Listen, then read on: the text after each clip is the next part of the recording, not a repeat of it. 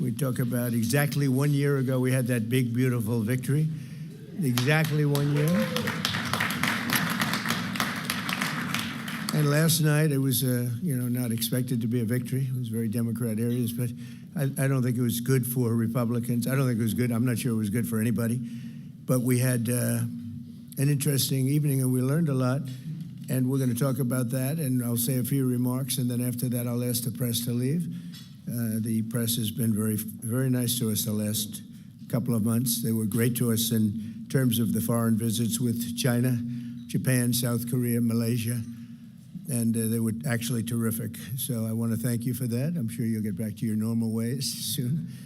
But we did a great job over in China, and we've done a great job in turning off wars. We stopped 8 wars, and we have 1 to go, as you probably know, and that'll get stopped also.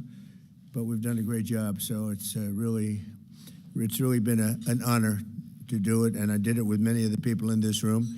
Every one of you I know, and every one of you I like our leaders, I like everybody. But I thought we'd have a discussion after the press leaves about what last night represented and what we should do about it, and also about the shutdown and how that relates to last night. I think if you read the pollsters, the shutdown was a big factor, negative for the Republicans, and that was a big factor. And they say that I wasn't on the ballot was the biggest factor, but I don't know about that, but I was honored that they said that. And I just want to thank everybody for being here, and a very special thanks to Vice President J.D. Vance, who's doing a terrific job. J.D., thank you very much.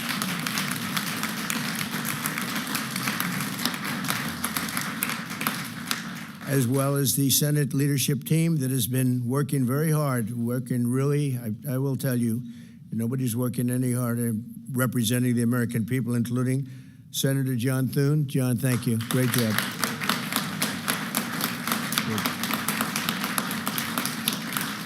Senator John Barrasso. John, thank you very much. Senator Tom Cotton, wherever you may be. Tom, thank you. Thank you, Tom. Thank you. Senator Shelley Moore Capito, who's been very involved. Thank you, Shelley. Senator James Lankford from one of my favorite states, 77 out of 77. I always say 77 out of 77. Reagan was 56. That was the record. We got every one of them. Thank you, James. And a fantastic friend of mine and an incredible advocate during the election a year ago, Tim Scott. Thank you, Tim. So as you know, we are in the midst of a disastrous Democrat-created government shutdown, and it is Democrat-created, but I don't think they're getting really the blame that they should. That's now officially the longest shutdown in American history. The Democrat radicals in the Senate have shown zero interest in reopening the government, and I don't think they'll act so soon. A lot of people disagree. I've been saying for the last 30 days, we've had 4 or 5 different points. Yes, sir, they're going to get it right now. We should have it done in a day.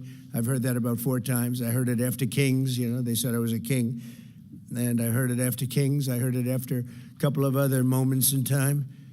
And I said, no, I don't believe so. And now I heard it's after the election. I don't believe so. I think they will. I think they're kamikaze pilots. I just got back from Japan. I talked about the kamikaze pilots. I think these guys are kamikaze. They'll take down the country if they have to. So I don't think so. Millions of Americans are going to be without SNAP benefits. And I will say about SNAP benefits, so when I was president, we had $7 billion worth, and now they have many times that, because these benefits were given to anybody that asked, and they're up to, I hear, just many times, $47 billion. So it wasn't the purpose of SNAP. It was for people that really had problems, down and out, people that really had problems. But during Biden, they gave it to anybody that wanted it. I think it's something you have to talk about because the numbers are incredible. But countless public servants are now not being paid, and the air traffic control system is under increasing strain. We must get the government back open soon, and really immediately. We have to get it up. We have the hottest economy we've ever had, and it's affecting the stock market now a little bit. But the stock market, as of Friday, has hit many record highs during the last 9 months, many. And it will, again, this is just the beginning, because when these plants that are being built right now start opening up, we've never had anything like this. There's a boom. There's a construction boom right now, but that's going to be bigger than that. That's going to be an economic boom as soon as they open up, and it's going to be something special. We have car companies coming in. When I was in Japan, Toyota, Mr. Toyota, I said, "What's your name?" "Toyota." I said, "Oh, you're rich." He said, "How much of the company do you own?" 92.1%. I said, "I'm glad you said the one." He wants to be. I said, "You're a rich guy." And he said, "I'm investing $10 billion in the U.S. And you know who I'm talking about, right? You introduced me, Mr. Senator. You introduced me originally when you were the ambassador to Japan. He's still good. He's still strong. But he had no interest in investing in this country. Now he's investing $10 billion as of 1 week ago in building new plants. We have auto plants coming in incredibly, but we have AI and all of them. And we can't be extorted to give $1.5 trillion to people that came into the country illegally, many from prisons, many drug dealers. A lot of people came in from mental institutions. They want to give a lot of money to the people that came in illegally. We have to get them out. We can't, no country can sustain that. That's not like an attack on our country. In no country, these are not going to be productive people. These are going to be anti-productive people. And we can all have big hearts. I have a bigger heart than anybody, but we can't let that happen. It's time for Republicans to do what they have to do, and that's terminate the filibuster. It's the only way you can do it. And if you don't terminate the filibuster, you'll be in bad shape. We won't pass any legislation. There'll be no legislation passed for 3.25. We have 3.25 years, so that's a long time. But when they can't do an extension, and John, I think they've done an extension every single time they've ever been asked forever. This is the first time they haven't done an extension. Extensions are supposed to be easy, but if they won't do an extension, they won't do any bill, even a simple bill. And we should do our own bills. We should get out. We should do our own bills. We should open up. We should start tonight with the country's open. Congratulations. Then we should pass voter ID. We should pass no mail-in voting. We should pass all the things that we want to pass, make our elections secure and safe, because California is a disaster. Many of the states are disasters. But can you imagine when they vote almost unanimously against voter ID? All we want is voter ID. You go to a grocery store, you have to give ID. You go to a gas station, you give ID. But for voting, they want no voter ID. That's only for one reason, because they cheat. We would pass that in 15 minutes. If you don't get it, you'll never pass that. You'll never talk about mail-in ballots. Mail-in ballots make it automatically corrupt. If you have mail-in ballots, automatically it's correct. Even Jimmy Carter, they had the Carter Commission after he got out of office, and he had a group of very distinguished people, Democrats and Republicans, and they passed, they recommended things take place. It was a long time ago. And they said about mail-in ballots, if there is mail-in ballots, there will definitely be corruption, because, they pass through too many hands. I mean, you go in to vote, and they want your card. Even me, I went into Palm Beach. You go in to vote, they want your card, you're this, you're that. They say, "I'm sorry to do this, sir, but I have to look at your identification." I said, "That's all right. I love that." But you're really not going to get away with much. It was very, very professional and very good, and the way it's supposed to be. But these people don't want that. They have legislation in California where it's illegal to ask somebody for voter ID. If you ask somebody for voter ID, if you're an official and you say, "I'd like to see your voter ID," they can arrest you, okay? They can arrest you because they want to cheat, and they get away with it, and the Republicans let them get away with it, and we won't do that if we have the filibuster. So we're going to talk about that a little bit, and we're going to see if we can sway, because I know we have a lot of, not a lot, I'd say half feel this way, maybe a little bit less than half, and it's time to have a really good talk. If I thought that they weren't going to pass the filibuster, I wouldn't even bring it up. They're going to pass it within the first hour. If they take power, and it's more likely that they take power if we don't do it, because we're not going to be passing any legislation. They're not going to approve anything. We're going to go 3.25 years. There won't be one bill that we're going to pass, because the easiest thing to pass is exactly right now what they won't pass. And they'll do that, and they'll wreak havoc. But let's assume they get in. They're doing it anyway, so it wouldn't matter. They're doing it anyway. And, I have a case where I have great U.S. attorneys that can't be approved because of the blue slips. The blue slips, I think you should terminate blue slips, too. It's a mental termination because it's really a custom. But if you have a Democrat senator or two is bad, but it doesn't make any difference. If you have one senator writes a negative letter on some great U.S. attorney, we had it in Manhattan, Southern District, Jay Clayton, one of the most respected lawyers in the whole country, by far, one of the most respected, and couldn't get approved. The courts approved him. The courts couldn't believe it. They did it like instantly. He went to the best schools, got the best marks, top of his class. Everything was perfect. I mean, he was led the perfect life. Went to Sullivan and Cromwell. Almost immediately became the head of Sullivan and Cromwell. The most prestigious law firm, I would say, in the country, just about. Whether it's Sullivan or two or three I could name, but Sullivan, I would say, really, maybe number one. He was the head of Sullivan and Cromwell for like 20 years. He went to the SEC, was flawless. He did it for me. He was the SEC chairman. He was flawless. Then he went to Apollo, where he was the chairman of Apollo, and was flawless. Everything went good. The stock went through the roof and everything. I asked him to go to the Southern District, and he said, "I'll do what you'd like to do, sir." This is a very high-quality person. But he couldn't get approval from Schumer. Schumer didn't approve him. The best student, the best schools, everything. He's like flawless. And the courts actually said, "You're not approving Jay Clayton," right, Lindsay? You heard this. The courts actually interceded, and they approved him.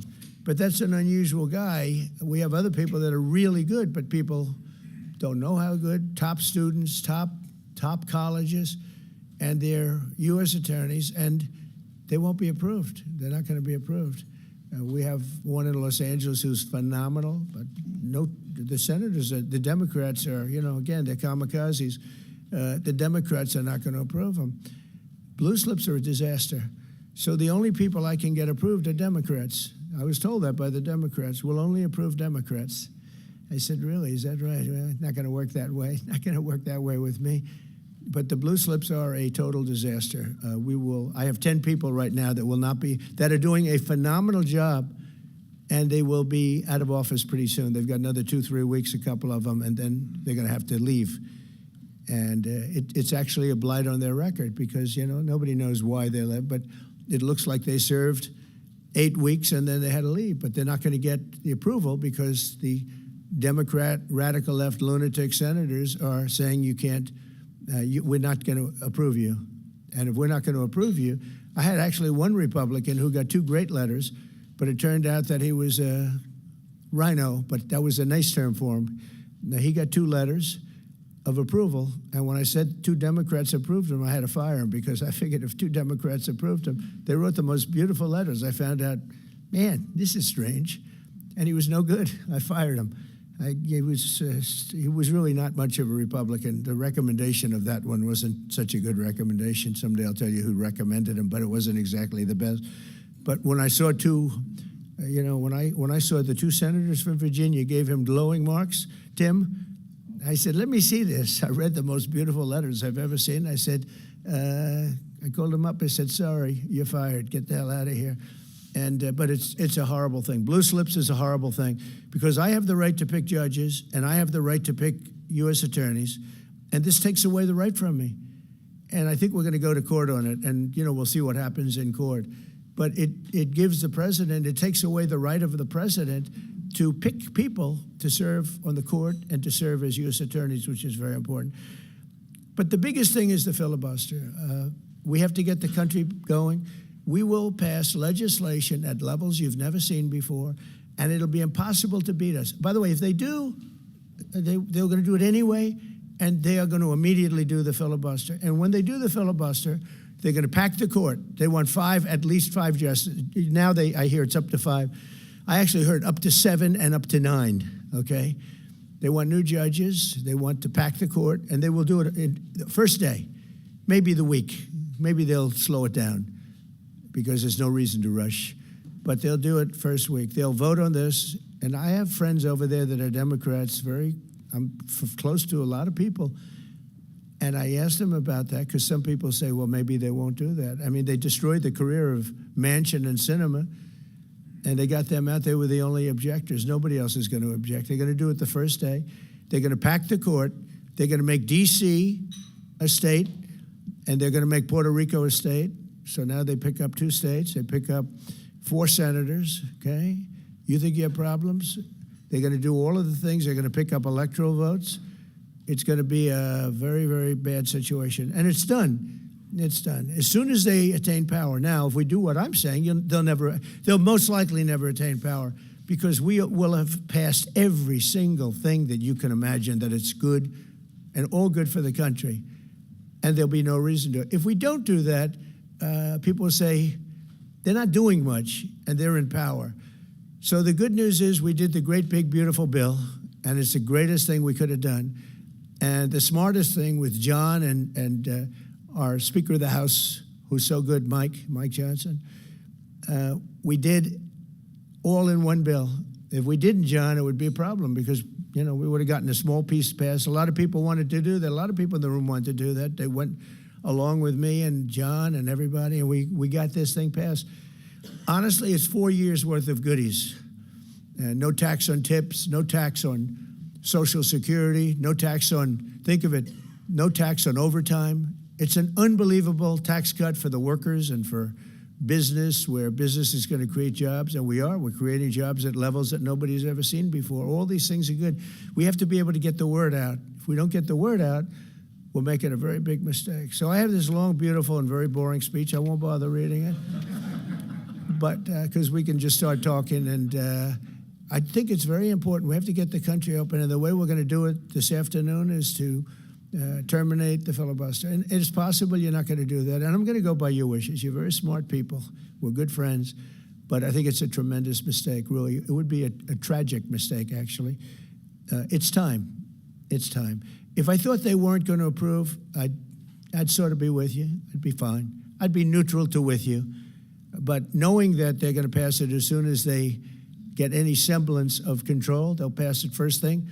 Then it's like we have to do it first. And we have 2 years, and we'll end up with 2-3 years, and we'll have this country so perfect. We will have passed more legislation than any Congress and any group of senators or a group of congressmen. And we will get it through. They'll send it to us. We'll send it to them. It'll be a beautiful machine. Otherwise, we're just going to sit around and argue with these people all day long, and they're highly unrealistic. Highly unrealistic. Many of them are radical left subversives, frankly. So I want to thank everybody, and we're going to talk, and I want to thank the press for treating us so really well for that foreign trip. It was we had just an amazing meeting. Don't forget, 2 months ago, it looked like the whole world was in trouble over rare earth, and that's no longer even a subject that people talk about. It was all worked out very quickly. Without tariffs, I couldn't have done it. I put a 100% tariff on China. As soon as I heard it, within 20 minutes, I put a 100% tariff on China, on President Xi, who's really a friend of mine, as much as he can be a friend. He's a tough man. He's a tough man. Smart man, actually, very smart. The press doesn't like it when I call him very smart. They think I'm not supposed to call him smart. But he leads 1.4 billion people without question. In fact, during the meeting, we were there. A couple of you were there, and some of you saw it. So he's here, and he's got about 6 people on each side, and every one of those people was standing like this. They were at attention. And I made a comment to one of them, and I got no response. I said, "Are you going to answer me?" I got no response. And President Xi didn't let him have any. So if there's any question, I said, I want my cabinet to behave like that. That's the way. I'm demanding that I want them sitting up like that, Tim, just nice and straight. I never saw posture like that. I've never seen men so scared in their lives. They have the equivalent of a vice president. He was. I said, "Are you going to answer my question?" And he's like, he doesn't move. I said, "What's wrong with this guy?" "I will answer all questions." Why don't you behave like that? JD doesn't behave like that. JD buds into conversations. I want to have that for at least a couple of days, okay, JD? We'll keep you long term, but a couple of days of that would be very, very nice. Okay, I want to thank you, and we'll talk a little bit. And I see they set me up with a podium. I thought I'd just be sitting, but it's probably easier. I want to thank you all very much. Thank you to the press, and you can go, and we'll speak to you later. Thank you. I'm going to Miami to make a speech today at a big group, and we have a nice big crowd, and we'll see you there. A lot of you are traveling down with me. Thank you very much.